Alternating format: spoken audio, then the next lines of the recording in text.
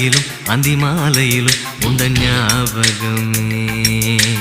அம்மம்மா முதல் பார்வையிலே சொன்ன வார்த்தையெல்லாம் ஒரு காவியமே. சின்ன சின்ன ஊடல்களும் சின்ன சின்ன மோதல்களும் மின்னல் போல வந்து வந்து போகும். மோதல் வந்து ஊடல் வந்து முட்டிக்கொண்ட போதும் இங்கு காதல் மட்டும் காயமின்றி வாழும். இது மாதங்கள் நாட்கள் செல்ல நிறம் மாறிடும் பூக்கள் அல்ல. மீனம்மா அதிகாலையிலும் அந்தி மாலையிலும் உந்த ஞாபகமே.